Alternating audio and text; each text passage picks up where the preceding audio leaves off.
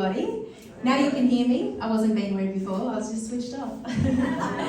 But welcome. Thank you so much for coming this afternoon. It will be worth your while coming out on this beautiful afternoon. Like Charmaine said, you could be somewhere else, but you have decided to make a change in your life. Wouldn't you love to have some changes in your life as incredible as what our friend just testified of? You know, you might only have one issue. He had multiples, but it doesn't matter what your issue is. Do you know, we're going to share some amazing hints and tips on how you can start to increase your health by really just eating more whole foods. Whole foods have everything that you need. If you can go whole food plant-based, hey, you'll make me happy, but you'll make yourself happy as well. So let's dive straight into it. Nope. I don't know what I'm doing wrong. I've got you. What's that mean? Okay, at least everyone's awake. Okay, so,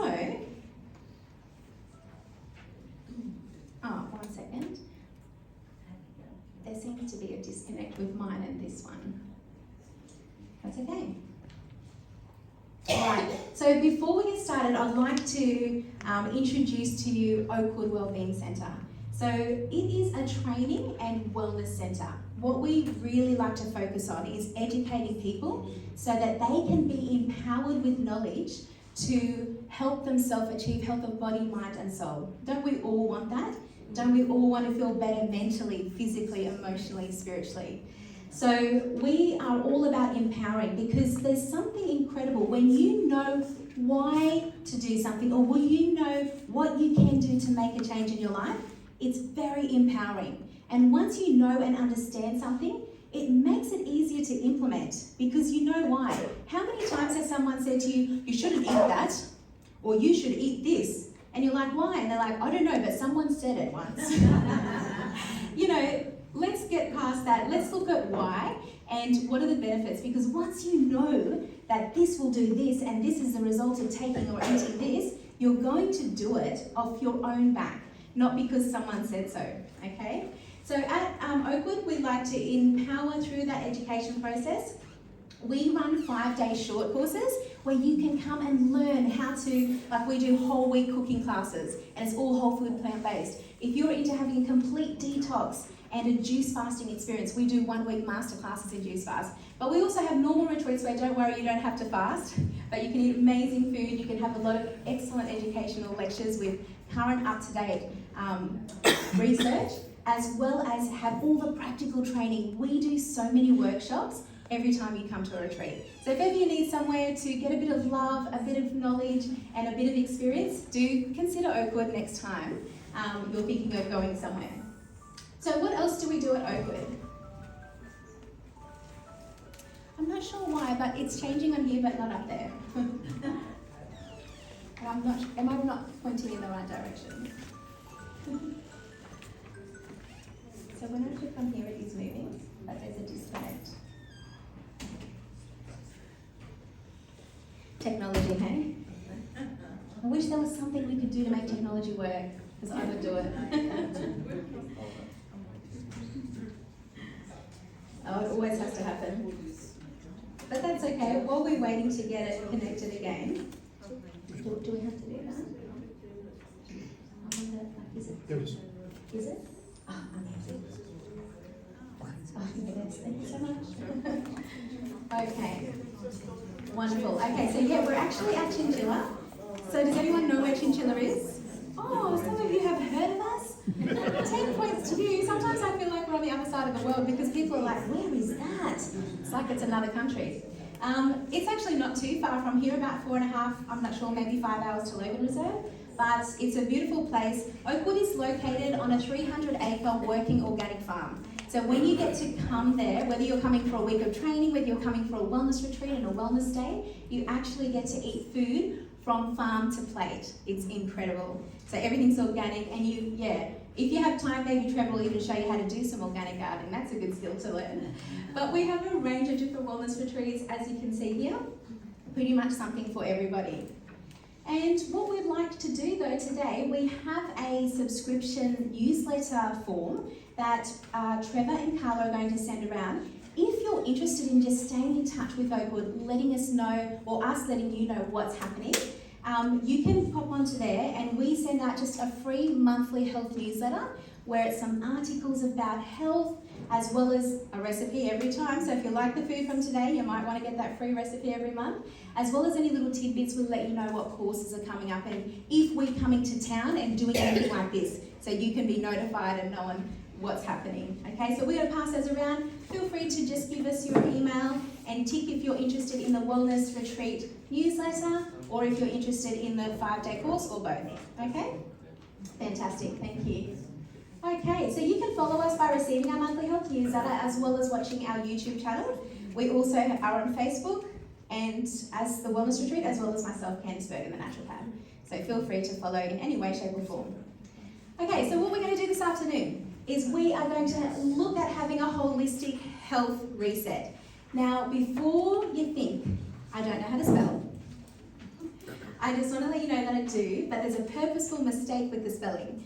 Holistic is usually the H, but we are looking at having a holistic health reset by eating more whole foods, okay? So the theme of this afternoon is how to eat more whole food, plant-based foods.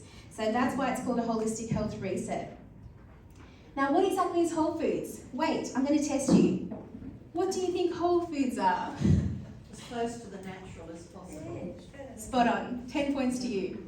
Absolutely. It's as close to nature that you could possibly get. But let's have a look what the technical definition is. Food that has been processed or refined as little as possible and is free from additives or other artificial substances. So what would an additive be that could be added to a food that would kind of no longer make it a whole food in its whole food state? Yes, sugar, someone said salt, amazing. And really the numbers, the colours, all of those other things, they're additives, right? So if we go to the shop and buy hummus, what's in there? Chickpeas, they're whole food themselves, but what else have we got?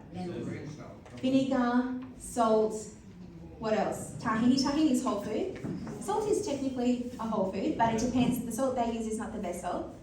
Okay, so what we've got is not a complete, it has been slightly refined. Okay, it's not the best. If you can make your own hummus, even better. But I'd rather you have store-bought hummus than not eat legumes at all. So there's a time and a place. Now, let's have a look at how we can reset our health one meal at a time. This afternoon, you guys are going to start, or if you've already started on the journey, you will continue to reset your health and find that holistic change in your body and in your mind. And every meal you have actually has long-lasting effects. So you can never get healthy by just one meal, okay? But you can also not totally undo all of your health kick by just one meal either, okay? It's what you do every day that counts. So if you're healthy the majority of the time, but you have a little eat out here and there, you're not going to die. It's okay. But it's what you do all the time that counts. So today what we'll be looking at, because we are in the season when people are getting the sniffles, the coughs, they love to share it with you as well. How can we try and boost our immunity to prevent getting any nasties? And if we do get sick, what kind of foods can we focus on at the moment that will help us to get over it quicker? We're going to look at how we can reset our body by including more whole foods into our diet, and also look at tips of eating healthier and some healthy eating hacks. Things don't have to be as hard as it sounds when you're trying to implement a healthy lifestyle. It can be easier than what you think. We're also going to look at how we can satisfy our cravings for salty, sweets and creamy, cheesy sort of things in a healthier way. And also, after we finish that, we will have a question and answer time, and then we're going to have a little comfort stop and come back and do the actual demo. And after the demo is finished, you'll all get to have a little taste test of the goodies that we will be preparing for you today. So let's get straight into it. What are the benefits of eating whole foods to ward off sickness and restore health? How do you think whole foods are a good idea to boost your immune system? Somebody said something? Nutrients. Yeah, nutrients, okay? They are filled with micronutrients. What is a micronutrient? Vitamins and minerals, right? So we know that whenever you're not well or if you want to gain health, you need to have lots of vitamins and minerals. And Whole Foods is where you get that from. You don't get it from other places, okay? So let's have a look at some of the benefits of eating these whole foods. Whole foods clearly ensure that you're getting enough nutrients. I've had so many clients who actually are eating very nutrient poor diets. So I've had little kids who eat only 3 types of food in their entire lives and every single day. White bread, a potato and, milk or something, or cheese, something like that. How much micronutrients are you getting from that? The potato is the only good thing. At least you're getting some stuff from there. But that's not enough to live off. And eventually you get sick, not just immunity, but everything else starts to fail, okay? Because your body needs nutrition to live. It's the fuel for our bodies. Without the right fuel, you might still run, but you'll have a splutter or two, okay? All right, we need to try and, the majority of the time, limit ultra-processed foods. These can not only lack nutrients, but they can also have added extra things in there that we don't really need and that our bodies don't really like, okay? So it's not a problem if you have it every now and then, but you can't really do that every day and think you're going to be fine, okay? Because it will catch up to you. Also too, eating minimally processed foods, because they don't usually have the array of nutrients that nature provides in every package. Also, whole foods provide maximum nutritional benefit and more nutrition clearly than anything that's been refined. So there's a lot of so-called health foods on the market. I mean, it's a huge industry, okay? Some of them are not too bad, and if you have them as a treat, no problem, but you wouldn't want to live off some of them because even though they're labelled as healthy and less sugar and things like that, they still have sugar and they still have other things. So do just get used to reading your labels because not everything is as it appears. Also too, the best whole foods to include in our diets, or actually let me ask you if you haven't already seen it, what do you think the best whole foods are that you could eat more of or try to eat more of that will help you? Fruits, veggies, nuts, seeds, legumes. Yes. Somebody else said something? Berries, wasn't it? Someone said berries, perfect. So if you literally just ate that, you're going to be so healthy. I mean, you started eating these foods. What were you eating before? Not those things, right? And so the proof is in the pudding, right? So absolutely, these are the foods we should be looking at. These are what whole foods are. And if you get something like an apple, and it looks still like an apple, that's a whole food, okay? But as soon as you go to the shop and you buy apple sauce, not quite an apple. It still is an apple, but it's not as good as eating an apple in its whole form, okay? Let's not forget as well, actually, I didn't mention it there, but seaweed. Seaweed is something that we don't eat enough. It's a whole food, and it's super important for us. Who likes seaweed here? Oh, yes! I've got some friends. So seaweed is incredible. I'm allergic to it. Oh no, that's okay, we can give it to you transdermally, it's fine. Yeah, and look, some people are just allergic to the taste, right? Yeah, it is a bit fishy. But actually it's very important, you don't need to eat much, just to get enough iodine, because we don't get it from anywhere else except for the sea. You do need to have about 2 to 3 nori sheets worth a week, okay, if you're going to eat it. Yeah, but that's easy, it's just a couple of sushi rolls. Okay, let's have a look at some top immune boosting foods. It's not a surprise that berries are at the top. All berries are amazing, but we're looking specifically at fighting off, colds and flus. So blueberries are incredible, rich in anthocyanin. And actually, a new product that's come to the Australian market is the Queen Garnet Plum. Have you guys seen that in movies? Oh, if you can get one, get it. I know the people who grow them. So it has more anthocyanin than blueberries. It's incredible. So those dark purpley blue kind of colours shows that anthocyanin.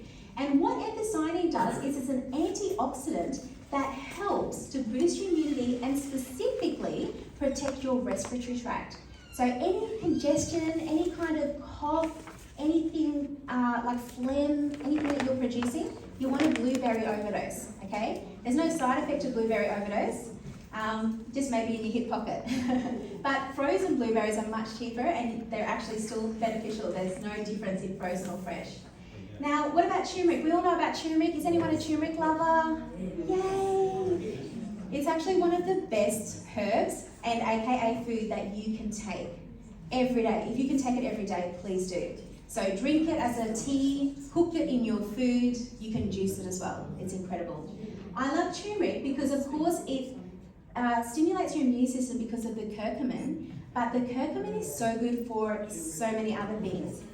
Sorry, I understand that if you're taking blood thinning tablets, you're going to take turmeric. It depends if you're taking it like in a standardized capsule, that's quite strong, but if you're eating it as a food, there's no problems with any medication. Turmeric's one of the safest herbs or plants that you can eat. There's no interaction with anything, including even like cancer medications and things like that. It's the safest, but eat it. Sorry, eating raw turmeric, how much should you have each day? Well, What's ideal? I would love everyone to have a good 2 inches, Yes. but it can be a bit expensive. So look, as much as you can handle. It is bitter, so this is how I like to have it. If you want a little hack, my favourite way of having turmeric is fresh grated turmeric root, about a teaspoon, another fresh grated ginger root, about a teaspoon, and then you can put in a little bit of sweeter, stevia or anything like that, and lemon juice. And you have that with a little bit of water every day. It's incredible for boosting your immune system, for your general health, and at the same time it actually has thermogenic action, so it will help if you're wanting to lose a few extra bits of padding, okay? All right, so it's incredible for those anti-inflammatory effects. Did you know that every time you get sick, you experience an inflammation cascade, okay? And when you are inflamed, not that you would know it, but whenever you're sick, you have inflammation, it takes longer to heal. You need to get rid of the inflammation before the healing can really start and propel. So the idea is to actually have it every day as a preventative, and then if you do get sick, of course, you can overdose. Is the powdered turmeric okay? It's absolutely fine, yeah. It's just stronger, obviously, than the root, than the fresh root. Okay, so broccoli, high in vitamin C, great to have during this time of year, in fact, all times of the year. It's amazing, and it also has sulforaphane. You'll know about that if you experience a little bit of bloating, a little bit of gas afterwards, okay? But it's actually one of the best. It's my #1 plant that I think everyone should have every day to prevent yourself from every cancer. In fact, I don't know if you're aware, but broccoli and broccoli sprouts in particular, for nearly every cancer, except for about 4 or 5, it's the #1 preventative and treater. Yeah, so if you want to prevent, get yourself doing broccoli sprouts at home. Okay, sprouting is fantastic. It's hard, you won't be able to buy them at shops unless it's a really good health food store. Can I ask what you recommend? Sorry, what? Oh, for the broccoli? Yeah, just lightly steamed or lightly blanched. So it should still have a crunch in the middle, but it should be bright green because of that quick heat. That's the best, because actually, you get more nutrients from a quick blanch or a very quick steam, like a half steam, than you do from eating it raw. Yeah, so good to know.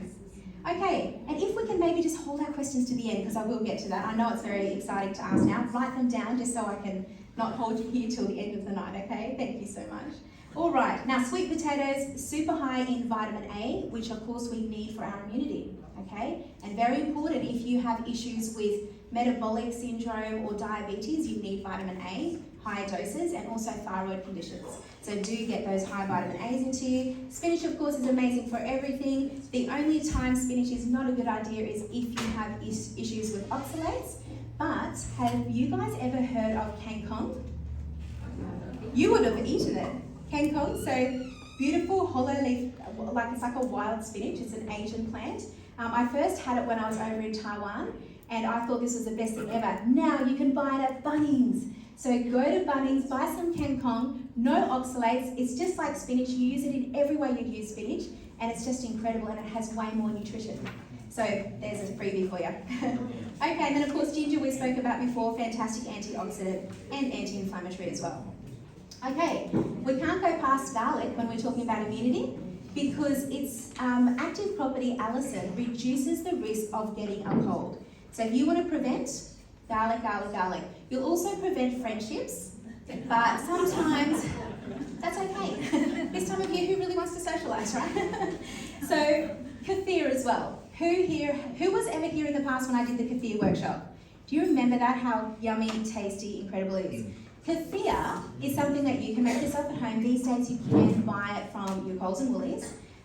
Super expensive. I'm not a fan of the store-bought stuff, but if you can buy the little kefir grains and start making it yourself at home, you actually are getting 18 to 24 strains of probiotic per each batch of yogurt that you make.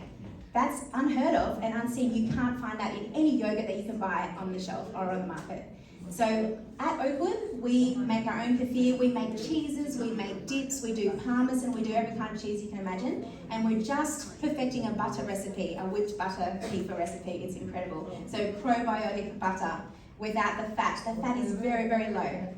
So it's just incredible. Okay, sunflower seeds, rich in vitamin A, improves your ability to fight off free radicals, and plus, we know that vitamin E is very good at protecting you from aging. So if you want to look young and youthful, the more vitamin E foods that you can eat, the better, okay? Also too, almonds, if you're going to have any nuts during winter time, almonds are your best. Of course, you can have any others, but almonds are great because they are rich in vitamin E as well. Oranges and kiwis contain high doses of vitamin C, but let's not forget capsicums. If you want to watch your calories, if you're watching your weight, you can certainly have those other foods as well. But capsicums are super high in C without the calories of fat. Yeah. Okay, so let's look at holistically resetting your body by including more healthy foods. How can we do it? How can we make it simple? Are there any tricks and tips that we could start to implement that will really help us as we transition to really purposely eating a bit more? So first of all, you need to start buying it. I know it's a shock, isn't it? But unless you actually purposely buy these whole foods and have them in your house, in areas that you can see them, like don't go and put them at the back of the shelf or in the back of the fridge. You are not going to miss that until 2 weeks later and you find something furry and you think a dead animal died. But trust me, like, unless it's in sight, it's out of mind. So start buying it, purposely do lists.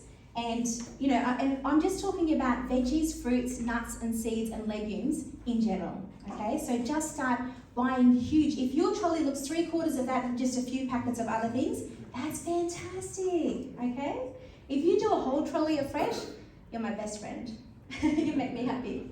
But start buying it and then start, even if it is to start off with, if you can't do the legume soaking and cooking yourself and all that kind of stuff, I don't even mind if you're buying tins of legumes and if it has salt in it, because I'd rather you eat that than not eat any at all. The benefits will far outweigh that sodium content. What about buying pre-chopped veggies?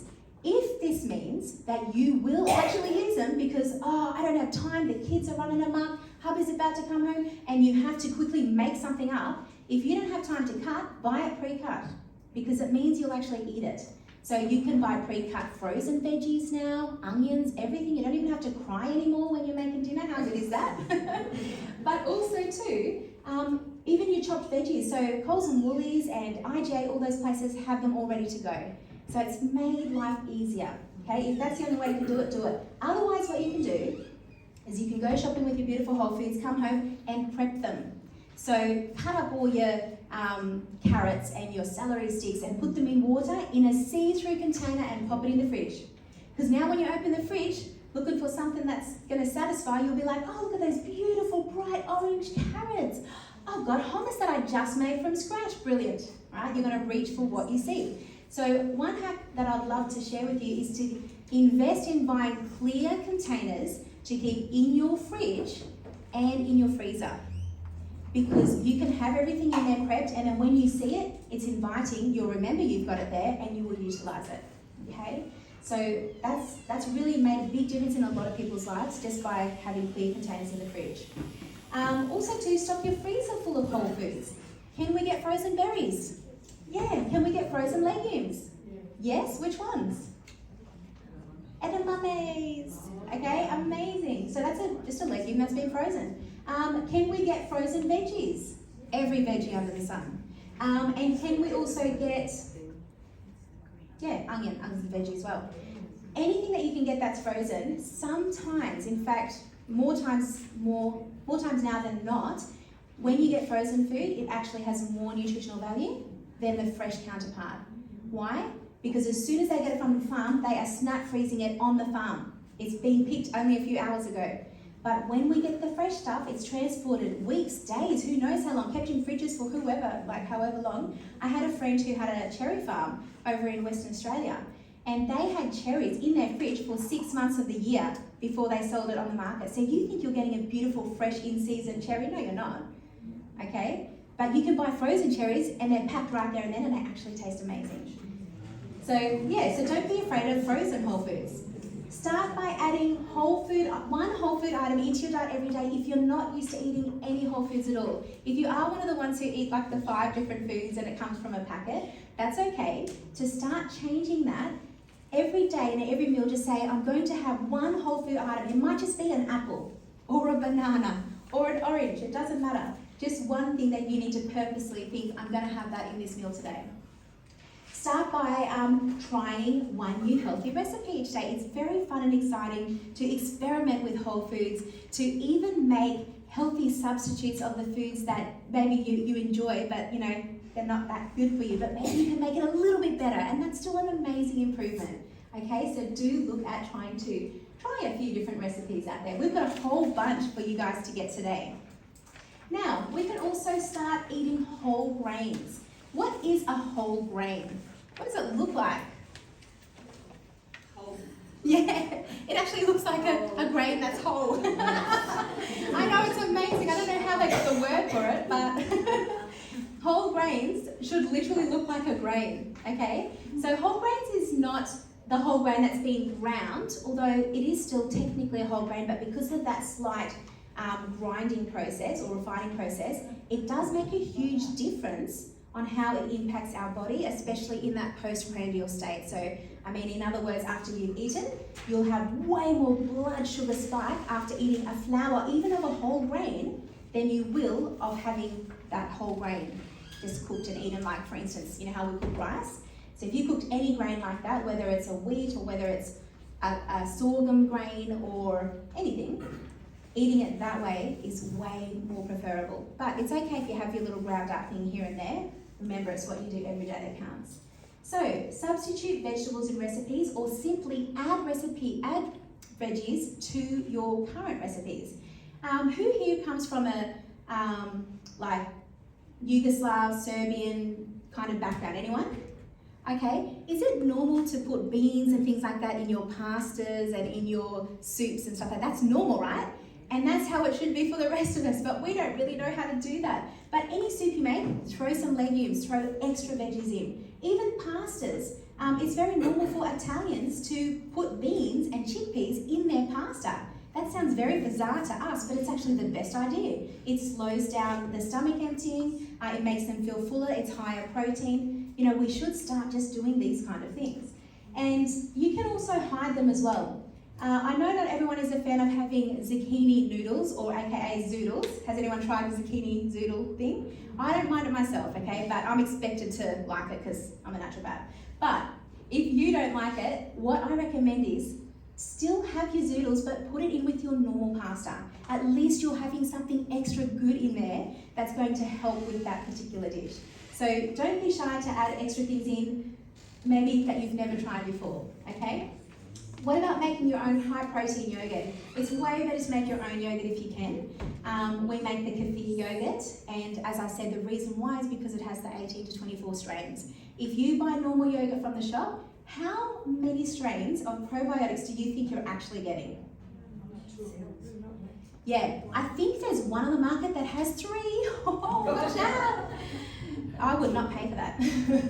But if you can have 18 plus, why wouldn't you? In fact, if you go to a health food store or a pharmacy and you buy a packet or a container, a bottle of probiotics, most of those don't even have that many strains.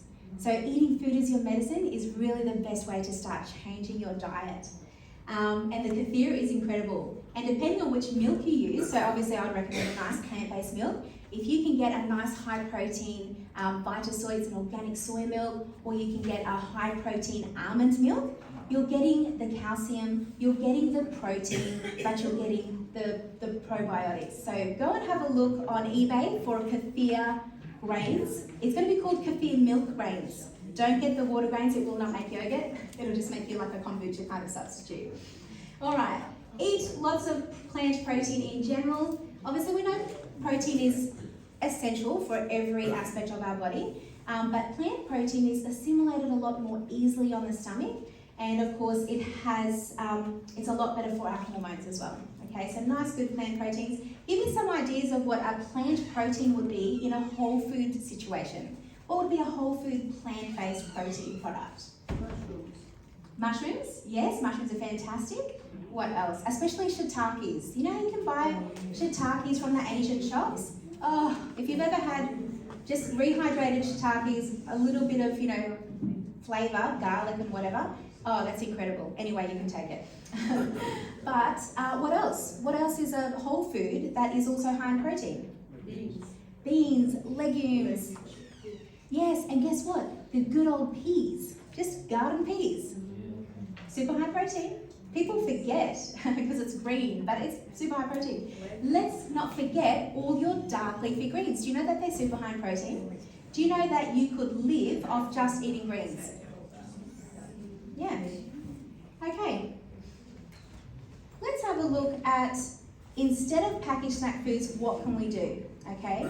Usually snack foods, even in the so-called healthy ones, they're still having a lot of oils, they're still having sugars, and sometimes they're having numbers, right? If you ever are reading anything, whatever the package is, and if you have to read almost like a Pride and Prejudice novel, like if it is that long, if that list is taking you that long, it's probably not the best choice, okay? Or if you're looking in there and you need to know maths, because there's so many numbers coming up, perhaps also not the best choice, okay? So try and eat whole foods instead. So some great little snacky, I call them like grab and go kind of foods would be your yogurt, just sitting in the fridge ready for a few tablespoons, some nuts, some fruit that's already washed and cleaned and, you know, sitting in those see-through containers in your fridge. Things that are like fast food, okay? Fast food but without the dodginess. So think about those. The other thing that I can't emphasize enough is this saying that we use a lot in the fitness industry. Prepare, what is it? No, fail to prepare, prepare to fail. We've all heard this, right?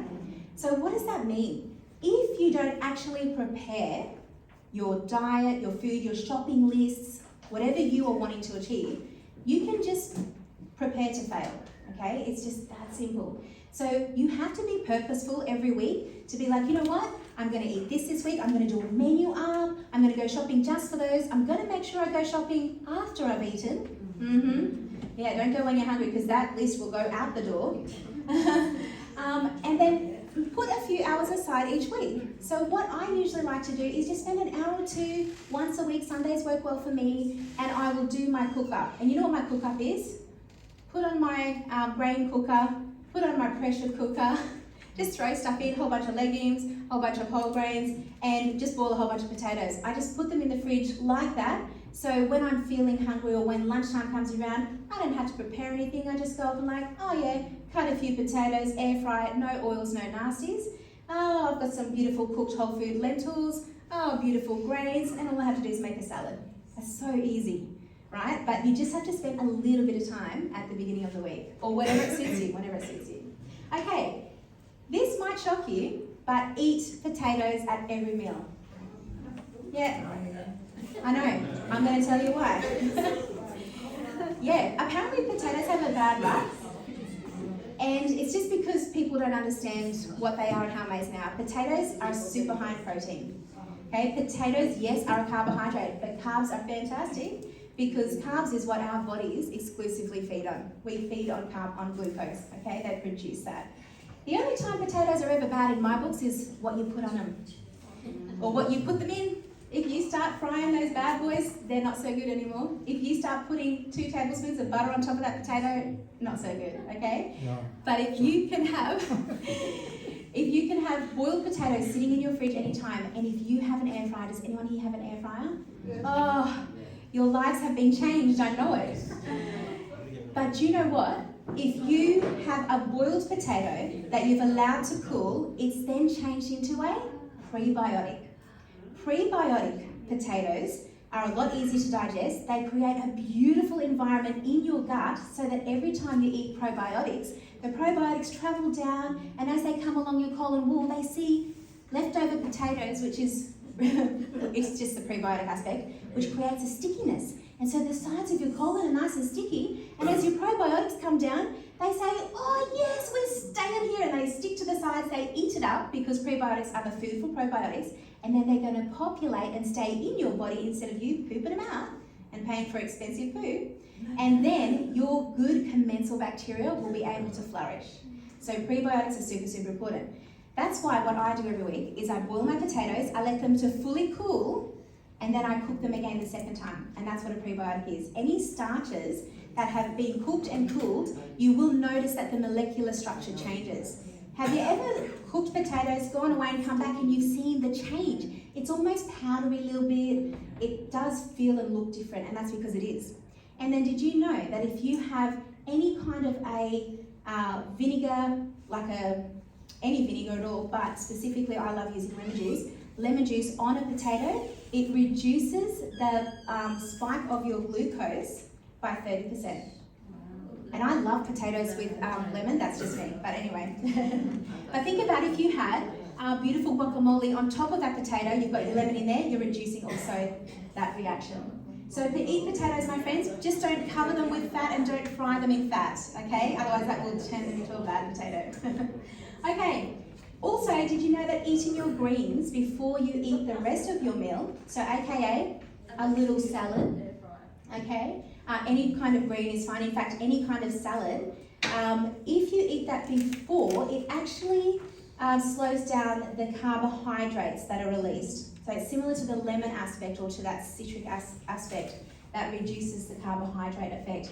But what they've also found is that if you can eat a salad, it doesn't matter what it is, it could be some rocket, it could be some like tomatoes, cucumber, whatever it is, capsicum. If you eat that and that particular little entree salad is less than 100 calories, that it becomes a negative calorie salad. So when you eat that one little entree dish, not only do you not actually have the effect of the 100 calories from it, but it ends up burning an extra 100 calories from that diet, from that meal that you're about to eat. So you burn 200 calories by eating 100 calories, like that's crazy. But that's the science. So it's actually incredible. So start having a little entree salad prior to every meal. Let's not forget to eat our fruits. Now, as I mentioned before, I'm a huge advocate of juicing, but guess what we juice at Oakwood? All of the greens. We don't juice, and veggies, we don't juice fruit, okay? Because a lot of the people that we're dealing with have issues with glucose metabolism, diabetes, and plus it's not really the best idea to juice fruit. Eat fruit is fantastic, but we juice veggies, okay? But if you're going to eat your fruit, make sure that you eat it whole, and also don't have it dried. We all love a bit of dried fruit, and it's okay, it's not a problem to have it. It's just that make sure that if you're watching your weight, whenever you have any kind of fruit that has been dried, what happens if I have a whole grape and I turn it into a sultana? I've lost all the water, haven't I? And it's shrunk to this tiny little munchkin, whereas before it was huge. So it's just obviously calorie for calorie. If you think you're only having a few calories here, you've probably tripled what you would if you ate the whole grape, okay? So it's just common sense kind of stuff. Also too, don't forget to eat, if you like chippies and salties and things like that, popcorn is a really good option, as long as you don't have thyroid issues, okay? So popcorn is fantastic because super, super low, as long as you are air popping it, okay? There is that, you can't put it with butter either after. But if you like something like that, who doesn't like the smell of popcorn? That's a healthier little hack that you can introduce as well. So here's a few other tips on eating healthier. Firstly, always shop with your list. I know that sounds very basic, but actually we don't have the best memories, and even if you do, and you get in there, oh look, that sounds special, oh so is this, and before you know it, your trolley's full and you get back home and you think, I forgot to buy everything I wanted. How many times has that happened, right? Am I right? Also to remember to eat slowly and to chew your food. There are so many studies to show that you will eat less calories during that meal if you actually enjoy it. Put away your devices, put away the TV, and sit there and enjoy. Live in the moment and enjoy the flavours, enjoy it all. That happy and cheerful like emotions that you'll have if you're just enjoying it actually helps you digest your food. It helps you to assimilate it better. They've done studies where they've found that if people were happy while they're eating compared to people that were in a rush and stressed, that you almost absorb double the nutrients in the happy group than the stressed group. So sometimes I say, if you're so stressed, you're best not to eat. Or have a juice. At least you'll absorb most of that. Okay, what about drinking your water intake? Has anyone had their water today? I don't see many water bottles around. Watch out, I am the water police. We do have water over there, please help yourself. We'll help you out, good work. I've got mine just so I can pretend that I'm good as well. Okay. Oh, sorry about that. Okay, how much water do we need per day? Lots. Well, Carla, can you stand up? How much water do you think Carla needs? 2.5. I'm so sorry. I'm trying to talk and drink at the same time. 1.5 litres. Okay, you're getting close. 2.5. According to your BMI, wouldn't it? No, I it's... wouldn't be able to drink far more water than I would because Yes, exactly. So, as you can see, we're all different. But have you got your phone and have you got a calculator on your phone? Because you're going to work out how much water you need for your body right now. Okay? So, we actually only need 33 mils of water per 1 kilogram. Don't ask me if you're only into stone because I don't know about that. I know that they can break windows. But 33 times your kilogram weight, okay? That's how much minimum water your body needs. This is not maximum if you feel like you need it. No, this is what your body actually needs for your organs to function and for your brain to function effectively. Did you know that our bodies use hydroelectricity to function? What's hydroelectricity? Yeah. Have you ever walked into a room and you get there and you're like, why am I here? What was I coming? And you walk back out, oh, that's right, you come back in, I forgot again, what was it? You might need a drink of water, I'm just saying. Okay, so work it out. 33 mils times your kilograms in weight. That's the minimum. Some of you might be in the threes, 3 something. That's 3 litres and whatever. So that's how many mils you need. So if it's in the 3000s, you're looking at 3 litres, okay? All right. What about using healthy cooking methods? What are some healthy cooking methods that we could start using that are not going to totally butcher and destroy our beautiful whole foods that we're about to try and increase into our diet? Steam. Yes, steam is amazing. Don't steam it too much so it becomes a slop job. Okay, so just a light steam is good. In fact, you know the Asians have it really well and down pat. Everything's just half cooked. And that's the way you want it. Crunchy, but the nutrients have been released. Okay, steaming is amazing. I mentioned one before. The best way to have my potatoes? Air frying, okay? Oh, by the way, did you know with air frying that you should be cooking your potatoes only at 160 and no higher? Yeah, and there's a reason for that. So in air fryers, none of them are 100% stainless steel, okay? They have coatings. That coating, when it's heated over 160, it starts to release the chemicals from there. So I always use my air fryer. I love it because I don't use oil anymore, but I never cook it above 160. It's just good to know, okay? All right, that's only, so just, okay. Other cooking methods that are healthy are stewing or pressure cooking. I like pressure cooking because you're cooking something very quickly and it's not cooking for 50 billion years, you know what I mean? So you still have nutrients left because it's just done very quickly. So I like that. Slow cooking can come in handy. You will still retain some nutrients, but try not to keep it going for 2 days, you know, like that's just not a good idea.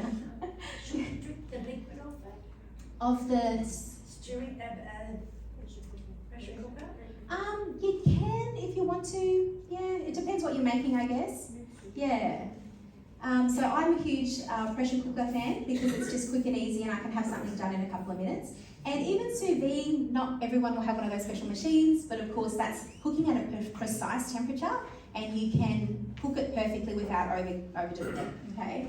So think about those things over your normal traditional barbecuing, frying and deep frying. I think deep frying is kind of a good thing for a treat, but let's not do it every meal, okay? Not an ideal thing. Okay, what about avoiding cooking oils or use them very sparingly? I'm just not a huge fan of using oils in general, just because they are the highest caloric food on the planet. And you don't get much bang for your buck. You'll never feel full because of eating or drinking oil in your salads. It's really huge calories, and if you just want to watch your calories, you can totally destroy and have more than your daily calorie recommended amount just by one salad dressing. You can totally ruin your whole day. And we wonder why I'm eating healthy, I'm having my salads, I'm eating this and that, but if you're not budging in the weight department, it's probably the salad dressings if you've got oils or if you're cooking with too much oils. So I only use oil for like 1 or 2 dishes. It's usually for baking, if I have to do a quick spray, or most of the time I try and use just baking paper. And do use your higher omega-3 oils, so think of your olive oils and avocado oils. They are way better than your omega-6s. You can still have some of those, but just try not to cook with them too much. I'd rather if you put a few drops of like a sesame oil on a salad after, than have like a big 1/4 cup of olive oil in a salad dressing. Do you know what I mean? So yeah, oils are fine in very small doses, but try not to overkill and cook with them too much, okay? All right, what about eating at home more and eating out less? You guys are spoiled because you have all of these temptations here, like Uber Eats and Deliveroo and all these things. We live out in the bush, there isn't even such a thing, okay? It's kind of good. But I remember when we lived in Brisbane, it's very tempting to have those things just, I'm not gonna cook tonight, I'll just do that. But if you can try, maybe make those foods yourself, or there are some healthier options as well that you can choose even if you do go that way. But just try and eat more at home. Having sparkling water is good if you struggle drinking normal water. I mean, I'd prefer you to have H2O. It's the best makeup for our body. But otherwise, if you just need to get off caffeine drinks, or if you wanted to get off other soda-y, sugary sort of drinks, go some sparkling water, go some soda water, go some mineral water. Again, don't have it every day because it does still have carbonic acid, okay? So it's like a little bit acid, but just, have it as a good weaning of other drinks that maybe you don't want to have too much of. Okay, reading labels. Reading labels is not fun, I know, but if you don't have to read many things on a label, that's probably a good start. And if you only have to look at it and, there's no numbers and, that's just a chickpea that's been ground up, great, okay? But do get used to reading them. You'll be surprised at how easy it gets after a while. It can be very quick. Minimise your refined grains. So tell me what a refined grain is. Give me an example. What was that one? Flour? Yeah, flour in any way, okay? What else? There was someone else over here? White rice. Yeah, white flour. Any kind of thing that has had the, that extra fibre and the husk and the hull and all those kind of things removed. Sometimes you need to have those removed to eat them. But refined is probably more so, they've taken out some of the fibre, they've refined it a bit more, so it's very, very white, and it's just losing a lot of those nutrients, okay? So try not to have too many of those, but have more whole foods. These are really going to help a lot. One thing that we do, because at Oakwood we grow organic sorghum. Sorghum is actually a super grain. If you can get your hands on sorghum, that is one of my favourites. And it's even safe for my thyroid clients. So if you have thyroid issues, you really should be off all grains, but you can handle some sorghum. Sorghum is the best. Gluten-free, of course. It's just incredible. Tastes amazing. We even turn ours into porridge. So we have a flaker and we flake it and then we make it into a porridge. The best porridge substitute you've ever had. Super high nutrition. It's so nutty and chewy. It's delicious. Anyway, go and get some if you haven't, all right? We should have bought some here, guys. All right, reduce your sugar intake. We all know that we should do that. But how are some ways that we can reduce our sugar intake? What did I just mention before about the potatoes or any starch? Add some citrus to it, and even like vinegars and things like that, but I prefer like a citrus, lemon or lime, and that's going to drop that extra sugar load on your body. But what else can we be doing? Just cutting out the sweeteners that are in most things or substituting sweeteners. What's a good sweetener substitute, do you think? One that has a low GI reaction in your body, a low glycemic load. Yeah, maple syrup. Do you know what the GI is on the scale? So you know sugar's 100. Okay, that's the worst you can get. What do you think maple syrup is? Just have a guess. 40. You're close. Just up a little bit more. Keep just a little bit more. It's 54. That's almost half of the load. And guess what? It's a whole food. It literally is tapped out of the bark. Oh, not the bark, but the tree, the maple tree. So I love maple syrup, okay? Even if you're a diabetic, you know, there are some other options, but you can still get away with a little bit of that. It's way better. You're doing yourself 50% better than having any other sugar substitute, like sugar. What about other foods? What about dates? Oh, what about honey? Where do you think honey sits? Do you want to know? 98? Now honey is, it's not the devil, but, because it's a whole food, okay? Honey's a whole food, sugar is not. The only sugar I'd like you to eat is going and getting a sugar cane and eating it like that. You can eat that sugar till the cows come home, not a problem. Lots of nutrients, high B vitamins, fantastic, low GI. But we don't have sugar accessible like that. So honey is a whole food. It's fantastic. I have it every now and then, but only if it's winter time, and I use the beautiful like raw Manuka honey, because it's got all the benefits, the antibacterial properties, and I use that as a preventative or treating a sore throat. But you don't want to have it every day. If you have it here and there for one dish, not a problem. But just remember, it's right up there. It's absorbed in your body like sugar, pretty much. Okay? You do get extra nutrients with it, but it still spikes. What about malt and treacle? Are yours? They're still in the 90s. They're at the lower part of the 90s, so better. But still, I would prefer maple syrup and everything under the 50s. So think of stevia. Guess what stevia is? 0. Yeah, so have stevia. Now there's different types of stevia. The real best stevia, if you can get it, should be green, and it should be a green powder.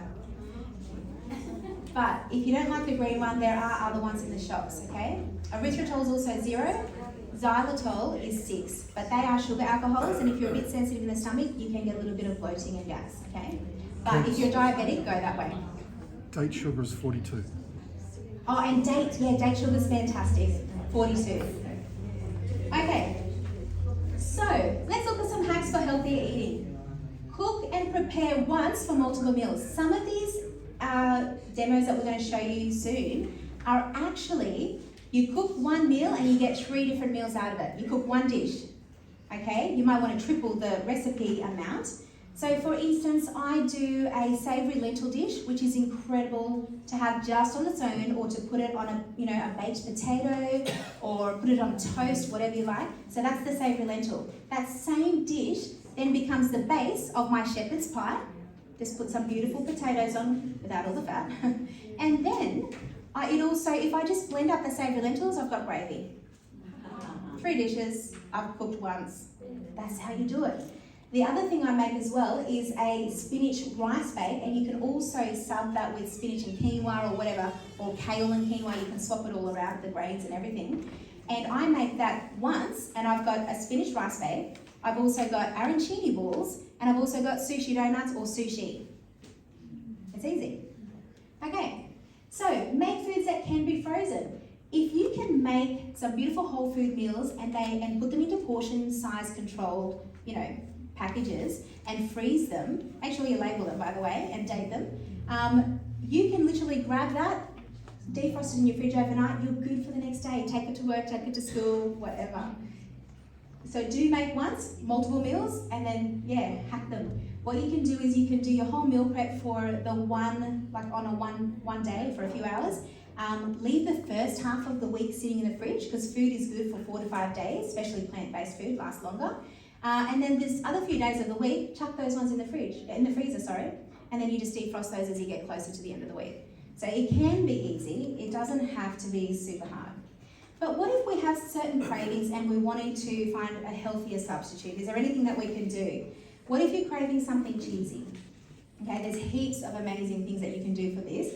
But one thing that is very quick and easy and still healthy is using, you can use bread, or you can use a wrap, or anything, pita breads, things that are very, low calorie and just super thin and not too filling. Cut some into like little rounds, put them into like a muffin tray, and pack it full of veggies, whatever veggies you like on pizzas.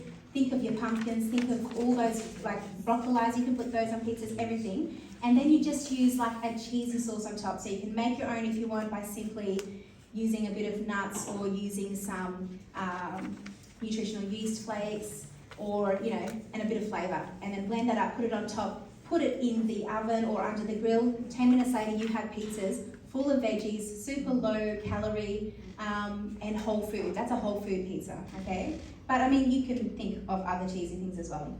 So also what you could do if you're wanting something creamy and nutty, I love doing this. So you actually get apples or pears. Pears are delicious as well. They're both super low GI foods. You can cut those into like thin, you know, maybe like 7 mil thick pieces, and in between each layer just put a little bit of nut butter. And then, or you can just have one layer, bit of nut butter, put a bit of granola, a few fresh berries. Oh, it's incredible. Super, super healthy. You're getting so much nutrition and it tastes amazing. So there are different things that you can do to satisfy your cravings. If you're wanting something sweet, so many things that you can do. Eat fruit, that's always very sweet. You can have bliss balls, we're going to show you how to make some of those, or even nut slices. But there are some really sweet fruits. So for instance, frozen strawberries.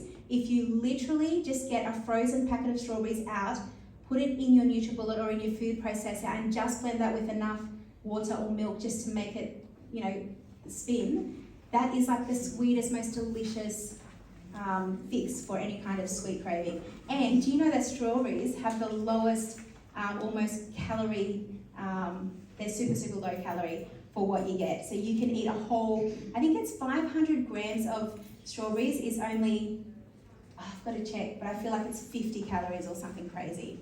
Fresh, I'm talking fresh or frozen strawberries. You can just eat it till the cows come home. It's one of my favourite desserts. Okay, what about something sweet and creamy? Nice cream. So that strawberry thing I just mentioned, that's an ice cream as well. It's literally fruit that's been blended into something creamy. But bananas make things extra, extra creamy and extra sweet if you freeze the bananas when they're like brown and spotty, because they have more sugar in them. You can mix them with anything. Who likes acai bowls? Yeah, I love those. You can put anything in there. The acai are great just because of the antioxidant profile. But anything that's frozen fruit, it's going to taste incredible like that. Okay? All right. Now, what about if you're wanting something salty? Again, you can go for your popcorn, or you could go for some roasted nuts.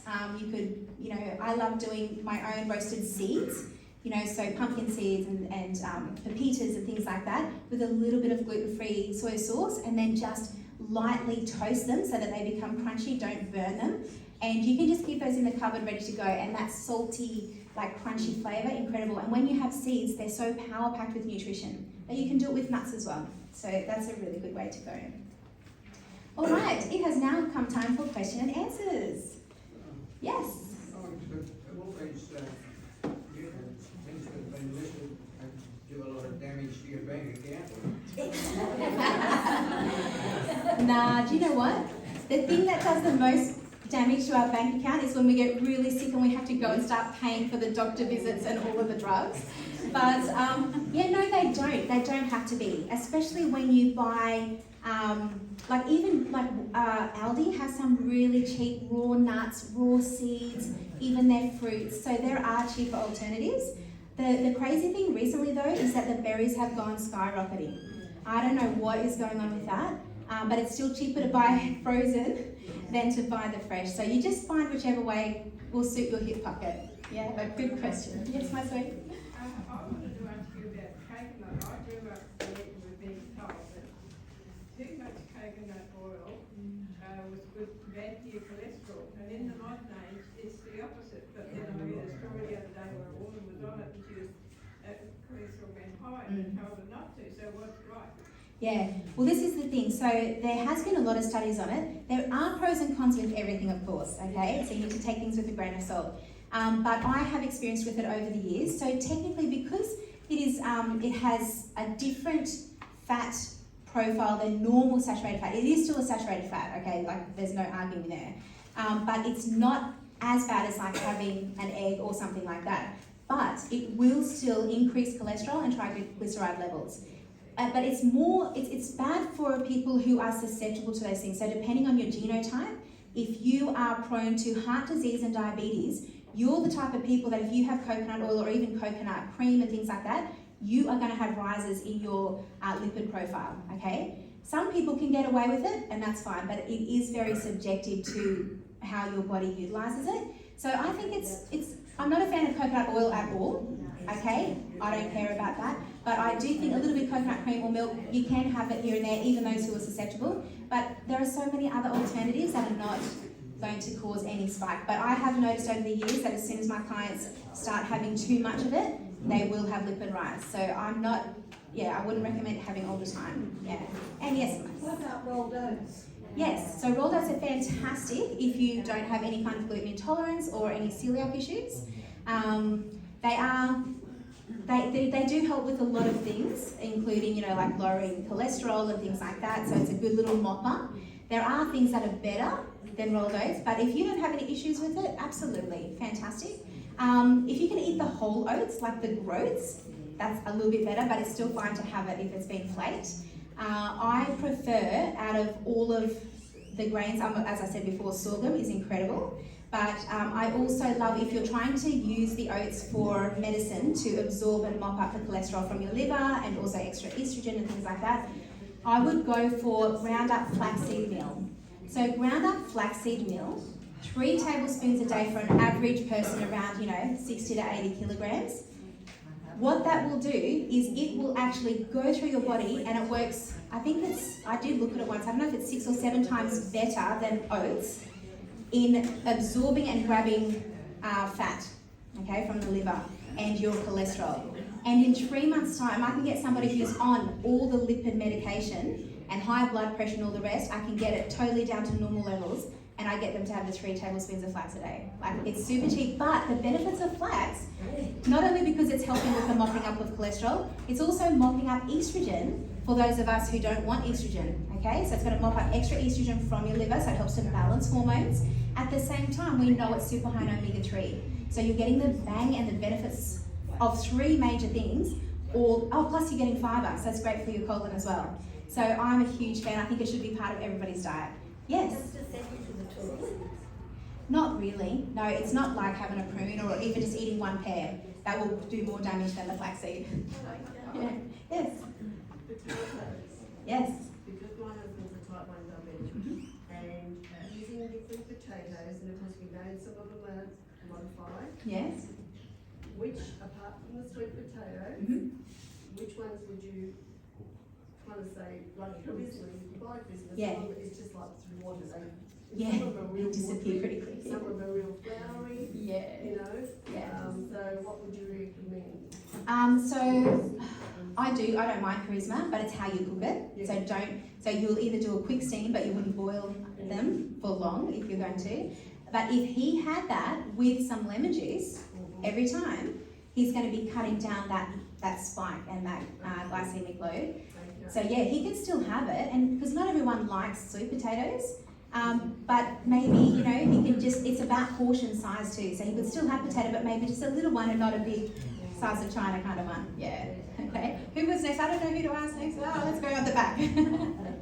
Candice, ideally, what should be the balance between trying to eat as much raw food as possible versus cooked food? Yeah. I understand that cooking does kill some of the nutrients, is that correct? Yeah. Yeah. Absolutely. What should the balance be, ideally? So everyone has their own thought on this process. If you have a good digestive system, you can handle more raws, okay? If you don't, sometimes raw food, even though it's amazing, even lettuce and things like that, you can get the bloats and the gas. So it's all about, first of all, like improving your commensal bacteria, your digestive enzymes, those kind of things. But ideally, if you can, half of your plate should be raw. Half, or if you can handle it, have a little bit more. Or what you can do, because when you think about it, when you eat raws, let's just pretend salad, okay? If we eat raws, it looks like a huge big salad, but if I actually just squashed all the air out of it and pushed it down, it's really only like the size of a full palm. So it's not so much what it looks like, it's about really how much it is. So I sort of go by how many cups of raw food would you eat a day. And the recommendation for that is 4 cups. So 4 cups would be about this much, okay? 4 cups a day for an average adult, if you can handle it. And then you should have another 4 cups, and this is of raw vegetables I'm talking about. And then they say that you should have 4 cups of cooked veggies, because some veggies you get more nutrition from when it's cooked. And it does depend on how you cook and how long. I know there's a lot of variables there. But if you quickly steam or quickly blanch and it's still half raw, that's the way I would like everyone to eat their cooked veggies. Except for potatoes, if you want to cook them till they're... I mean, you can eat raw potatoes, they're very good for you actually. But let's not go there for now. So they're great for your liver, but anyway. So yeah, I would say if you're going to cook, you can still have like a few cups of cooked veggies, as long as it still has some life in it. So some of those enzymes from that raw centre, okay? Yeah, so that's how I like to do it. 8 cups a day 8 cups a day of veggies is the goal. That's actually what the goal is for an average human being. 8 cups of veggies, so 4 of them raw or salady, the other 4 cooked, you know? Okay, yes, let's go to the back here again and we'll move it up, sorry guys. What's the best way to get rid of like sprays on your fruit and veggies? Like, can you soak it in water first? Yeah, excellent question. I'm glad someone has asked. This is what I like to do, but you can do it in all different ways. So you want to soak them and totally cover them in a big like bowl, or it depends how much veggies you buy, like in your bathtub or in your sink. Fill it with water. Hey, I'm a bathtub kind of girl, don't mock, alright? Especially if you do juicing. If you do 1 green juice every day, you need a bathtub worth of veggies a week. Anyway, so what you do is you fill it with water, and then you can do 1 of 3 things or put them all together. I do the 3 together, okay? So a couple of tablespoons of charcoal powder, activated charcoal powder. I know it sounds very weird. I promise I won't tattoo and dye all your veggies and fruit into something black. A couple of tablespoons, it depends on the volume, okay? So if it's just like, let's just go with a sink size. So for a sink, 1 tablespoon of activated charcoal, about 2 teaspoons of salt, just any salt, even rubbish salt, you know, iodized stuff, that doesn't matter. Put that in, and then also about a tablespoon of vinegar, so apple cider vinegar or white vinegar. If you put those in, each one of them do amazing things on their own, and you can just use them on your own, but if you put them all together, you're actually getting the garbage off. So I'm a huge fan of doing that, because we can't always buy organic and not everyone lives at Oakwood. So if you don't, sorry about that, but come and visit. But yeah, that's the best thing, because especially the charcoal, people don't do the charcoal, but it is the #1 poison absorber on the planet. And so you would never not use it, I think, because we've got so many things against us now with the environmental toxins that we need to sort of do the best that we can, and that's the best in my opinion. Yes? You get charcoal. Health food store, you can buy it online from eBay super cheap for activated charcoal. So activated charcoal has a higher surface area, so more absorption of poisons. Sorry, you're next. I'm coming around. The apple cider vinegar, how much was that? Did you say for About a tablespoon for like a sink size, but you know, it's just a rough roundabout. Okay, we're going to come over this side for a second. I will come back. How long do you soak them for in that? Okay, so veggies and, okay, let's start with the things you don't do very long. Berries, you don't do very long, like 10-15 minutes, because they will absorb the water and become soggy, okay? Lettuces and leaves, also very quick, like similar amount of time. So I would put all of those in one lot first, then get all of those out. You let them drain and air dry, and you can use paper towels as well, and then you're going to put them into your containers, okay? Then you can put in your harder veggies, so anything that is hard and stiff. So think of like broccoli, cauliflowers, capsicums, celeries, potatoes, sweet potatoes, whatever. Those things can go in there, and you leave the potatoes and those harder things till the very end. So you can use it all in the same water, because all of that stuff's going to get multiple doses out of it, if that makes sense. So do your berries and stuff first, take them out, then put in your medium sort of crunchy veggies, then you take those out and leave your potatoes and your harder things. Don't do onions or garlic. I know that you probably know that, but just don't do it. Okay, now you were next, my sweet. Why can't you have popcorn for thyroid issues? So corn mimics, okay, so it's like a pseudo grain, it's a pseudo gluten. And a lot of the grains are. So for thyroid patients, you shouldn't have any grains really. The only grain you should have is sorghum, because it has no thyroid mimicking glutens or pseudo glutens. And corn in particular is very detrimental to your thyroid. So if you don't have thyroid issues, that's fine. And yeah, but otherwise, popcorn, don't let me scare you. It's fine for most people, but just be careful if you do. I'll just come over this side for a bit more. At the back there, my dear. What about quinoa?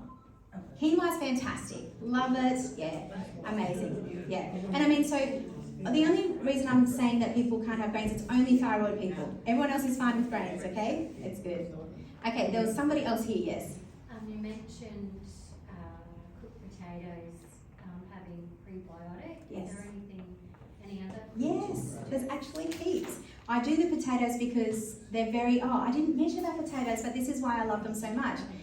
So potatoes have the highest satiety index on the entire planet. They're the most satisfying and filling food that you could possibly eat. That's how the Irish are still here, right? And I feel like I'm like part Irish because I can't live a day without a potato, and that's just fine. And so, yes, cooked and cooled starches, so potatoes, even sweet potatoes, but grains. Any grain that you cook, allowed to fully cool, you can eat it anyway after that. You can reheat it, you can bake it, you can eat it just cold as long as it's been cooked.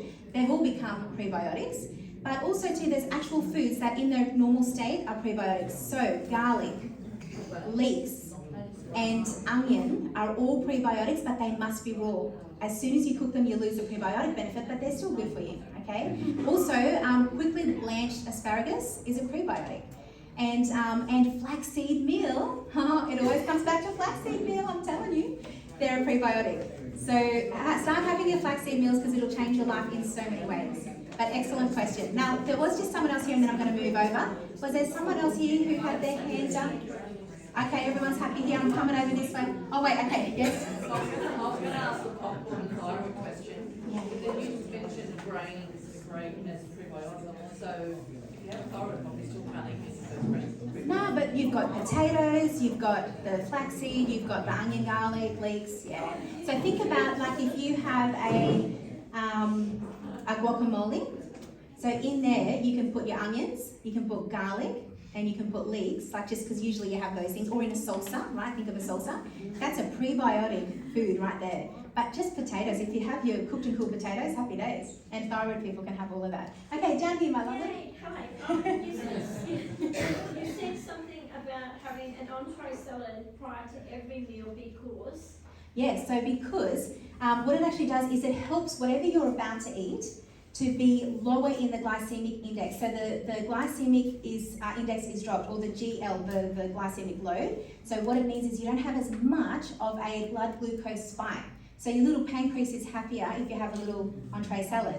And the other reason why it can be helpful if you want this, if you have any salad with whatever veggie, as long as it is under 100 calories, the science shows that it turns into this miraculous, amazing thing called a negative calorie food. So if you have a 99 calories salad, maybe I've got half a capsicum, those salads will be pretty big, by the way, because salads have hardly any calories, right? So you can have a big salad, but if you want to eyeball the amounts, like just measure it to check. And so I've got my beautiful rocket, I've got some onion, I've got, maybe some cooked like sweet potato or something like that. As long as it comes to under 100 calories, I eat that. And then not only do that 100 calories for that salad disappear, but it becomes a negative calorie. So whatever the calories were here, usually 100 calories, it then takes it from the meal I'm about to eat. So for that meal, I'm 200 calories under just by starting with a little entree salad. And that's why a lot of cultures around the world actually do that. They probably didn't know the science until recent years, but it's incredible. So start having an entree salad. They've also found the same with raw fruit. But this is the thing, you have to have that salad at the beginning of your meal. You can't have it with your meal, and you can't have it at the end. It doesn't work. It's just the timing makes all the difference. So I'll just quickly say as well, if you have 100 calories of fruit, any fruit, doesn't matter. So another little fruit salad entree, if you have that at the beginning of a meal, not at the end, which is weird because we're all trained to have something sweet at the end. But if you have that at the beginning, it also becomes a negative calorie food. So if you have a little fruit salad to start with fruit before the greens because it digests faster. Have a 100 calorie fruit salad, 100 calorie green salad, and then you eat whatever else. For starters, you're not going to eat much of whatever else that is because you're going to be feeling good. But you have now negative calorie, 200 calories for that meal. So the 100 calories of each of the actual physical meal doesn't matter. but then you take an extra 100 here and an extra 100 here, that's 200 negative calories. It's just so cool. That's the science. This lady was before. Oh, thank you. And I wanted to ask something. Yes? Okay, so I've got about 3 questions. Okay. The solution for cleaning, does that get rid of the wax? There's a lot of wax used on fruit. Yeah, sometimes you still need to actually like scrub it or rub it while it's in that solution. The apple cider vinegar does help to cut down a lot of the waxes, but sometimes it depends what it is, and these days they're always changing it, so you might need to also use a veggie wash, like a wax wash. You have to buy those from the health food store. Okay, so, and what about pasta? I notice even Porks Open Eyes often talks about pasta. Pasta, we know, is kind of made out of a refined flour, Yes. no fibre. Yeah. So what's the gin on that? Yeah, so I mean, look, that's okay once in a while, okay? It's not the end of the world if you have a pasta dish. I like to go for a way lower GI pasta option that actually has whole legumes in it. So I don't know if you guys have ever tried the Pulse pasta, San Remo. It's called Pulse because literally it's ground up chickpea flour, besan flour. It's ground up like green pea flour. It's all different legumes, and they've made that into pasta. And if you have a look at, next time you go to the shops, grab yourself a Pulse pasta penne. That's my favourite one. Don't do the spaghetti. I don't know what it is, but it's awful. Just try the penne. That's my favourite. You're actually eating like legumes, okay? Yes, it's a little bit higher GI because they have ground the legumes, but it's still way better than a ground flour. And if you compare a Pulse penne to a other different brand penne, the carb difference and the sugar difference is way lower in the legume one. So I'm a fan of that. Or think of other things as well. So now these days you can get edamame pasta, you can get black bean pasta. There's so much now. So I prefer those, but every now and then I'll have a normal pasta because just for a treat, because you're not going to find that when you go and eat out with your friends, right? But yeah, go for those lower GI, more whole food kind of options. And yes, my dear? I just wondered, we with arthritis are told not to eat nightshade vegetables. What do you say about that? Okay, so, yeah, so that's just, so there's a little bit of truth in that, but really you want to look at everything else. Is there just acidity in the rest of the body? That little bit of tomato, that little bit of eggplant, that little bit of potato, you know. So many of them. And spinach, you know, there's just a few sort of main ones that most people eat. And if you are super arthritic and you have extreme pain, then yeah, stay off it until you get that inflammation out of your body and you reduce that inflammation cascade. But there are so many, like I would be checking what else is acid in your diet, because any acids will make those issues worse. It's not the veggies. It's only some people if you're prone to it. So people with arthritis, you know, watch that or see a naturopath. There's so many other things that you can do to help with that. The other thing is to, it's not, people who have like kidney stones or gallstones, you also sort of need to watch, especially the kidney stones, just watch it's the oxalates that can be the issue. But there's other options as well, like the CanCon. Thank you. Thank you. Yes, Candice, sir? it's a bit like a straw on the camel's back scenario. Yeah, because I couldn't have tomatoes at all because I get absolutely nuts. But since I cut down all the animal products and my diseases went away, yeah, I've got no problems with tomatoes now. Yeah, exactly. And that's the thing. So even my sensitive patients who start off like that and they're so inflamed, once we down-regulate that inflammation, they can start eating those foods with no adverse reactions. So it's time and place, it's quantity, but you need to see what else is also causing the flame. Okay, one more question and we're going to have to stop. Yes? What's your take on protein powders? So not all protein powders are created equal. My favourite is actually pea protein out of all the proteins. There's a lot on the market now, so you can get them anywhere. Even from Coles and Woolies, just pure, plain, unflavoured pea protein, that's what I like to use. And we're going to be using some protein powder and making a beautiful strawberry mousse today. Okay, we're going to get started.